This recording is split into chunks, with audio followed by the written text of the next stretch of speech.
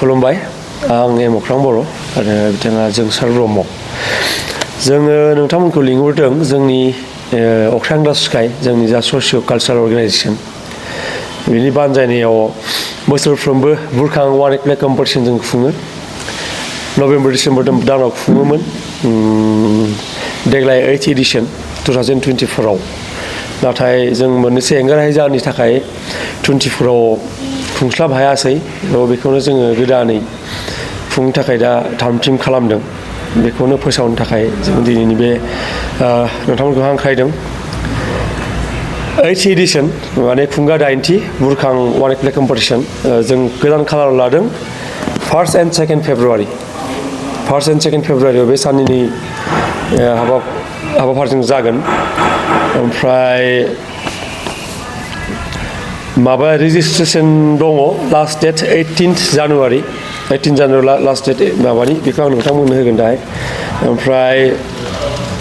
माबाया मा होनो बेखौ नेमखान्थिफोराबो गासिबो बेहायनो दङ आरो देग्लाय जोङो मोनफ्रोमबो एडिशनाव गोदान टपिक मोनसे होयो आरोखि टपिकनि सायाव जायो कम्पिटिशना जेसेबां जायो देग्लायनि टपिकआ जाहैबाय विच हान्टिं दायनायानो एज आ हल बुजायो खिन्थु जोंना एसे कनफिउजन जागोन दायना दायनि होनदों जोङो दायना दायनिनि बुथारनायनि सायाव आरोखि खोमसि फोथायनाय बे दायना दायनि बुथारनायनि सायाव टपिकआ जेसेबां नाटक जायो बेनि सायाव जानांगोन नाटकफोरा ओमफ्राय प्राइज मानि जि दङ प्राइज मानिबो दङ नालाय टटेल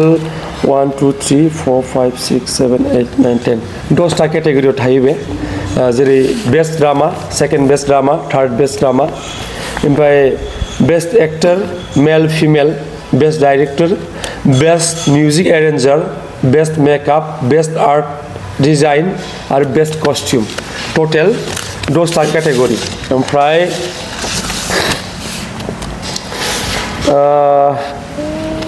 नेमखान्थिफोर दंखाजोबो बेहायनो जेनेबा आं डेटखौ खोन्थाबाय जोङो गोदान date फोसावदों 1st and 2nd February साननैनि हाबाफारिजों जागोन आरो देग्लाय जों एसे आलादायै जोङो माबा खालामाखैबाबो बेहाय मेनसन खालामथ'वाखै नाथाय जोङो देग्लाय मोननैसो काउन्सिलिं प्रग्रामबो लाफागोन बायदि मैया फिसा माबानि सायाव टपिकनि सायाव जों काउन्सिलिं प्रग्राम लागोन सेसन थागोन जोंनि गेजेराव आलासिफोर नुजाफैगोन बायदि बिथिङाव जायफ्रा जौगासार जादों प्रेक्टिकेलि स' बिथांमोनखौ जोङो लिंगोन बिदिनो ड्रामानि गेजेरावनो मोसानाय मुसुरनायबो जाखायो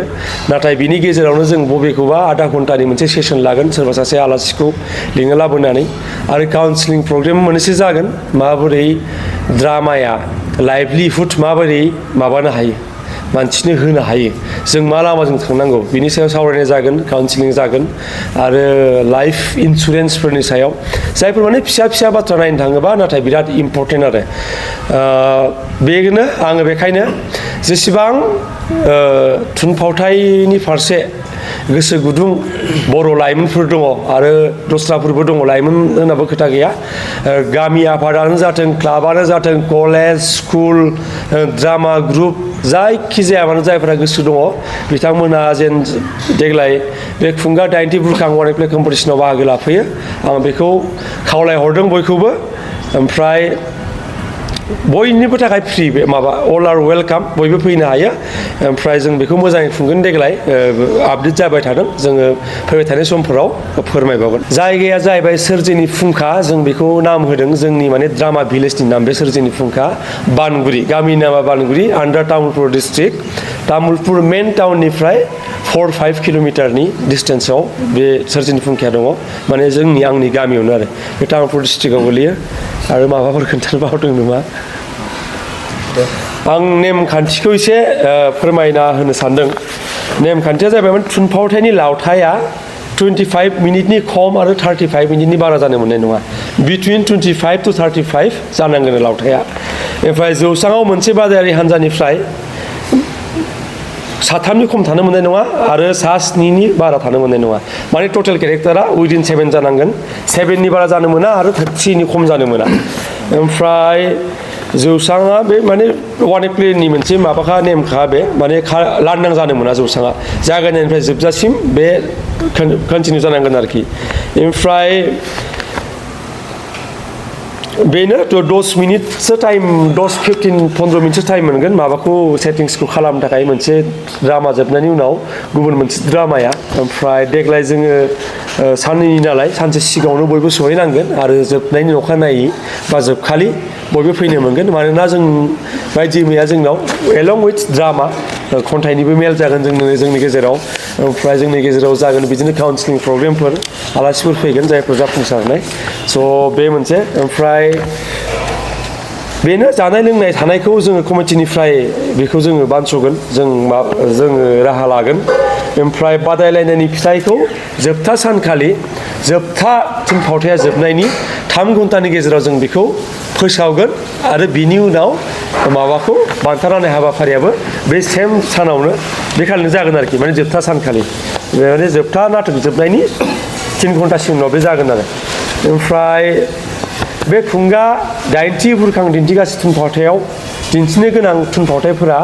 आगोल दस्रा जायगायाव दिन्थिनाय जानो मोननाय नङा माने गोदान जानांगोन आरोखि बेहायनो फार्स्ट टाइम माबागोन आरोखि खुंगोन ओमफ्राय मासुला मुं थिसननायनि मासुला 999 माने 999 रुपिस ओमफ्राय महरगिरिफोरा माने ग्रुपफोरा दामग्रा देग्राखौ गावसोरनो लाबोफानांगोन दामग्रा देग्राखौ ओमफ्राय मोनसे ग्रुपआव 20 जन थांफानो हागोन आरो जेनेबा मेन नाटकआवथ' 10-12 जनसो नांखागौ आरो बिथांमोनजोंनो सोरबाफोर लोगोफोर थांफानो गोसोबा टटेल 20 जन थांफानो हागोन जों बिथांमोननि थानाय आरो जानायखौ जों राहा खालामगोन एसेनोसै पार्टिसिपेट खालामनो थाखाय नोंथांमोना रेजिस्ट्रेसन खालामगोन 18 तारिख बे माने लास्ट डेटआ 18 जानुवारिया लास्ट डेट 999 रुपिस बिथांमोननि माबाया मा होनो रेजिस्ट्रेसन फिसआ फिसखौ जों बेखायनो लायो मानोना फिस होआबा गोबाङा उनावहाय माने एसे मुंखौ थिसननानैबो चेन्ज जायो आरो आं दा प्राइज मानिखौ बुंनो सानदों एसे प्राइज मानिया जाबाय बेस्ट ड्रामानिया 44,444 rupees second best drama 33,333 rupees third best drama 22,222 rupees बाकी best actor male female best director best music arranger best makeup best art design best costume 9,999 rupees each माने एज आ होल नङा माने मोनफ्रोमबो best एक्टरा 9,999 rupees मोनगोन बेबायदि आरोखि बे माने मोनसे प्राइजआव आरो रेजिस्ट्रेसन खालामनो थाखाय नोंथाङा कन्टेक्ट नाम्बारखौ होखादों 7399409826 खेबसे बुंबावगोन आङो 7399409826 एनि काइन्ड अफ क्वेरिनि थाखाय नैबे नाम्बाराव कन्टेक्ट खालामनो हायो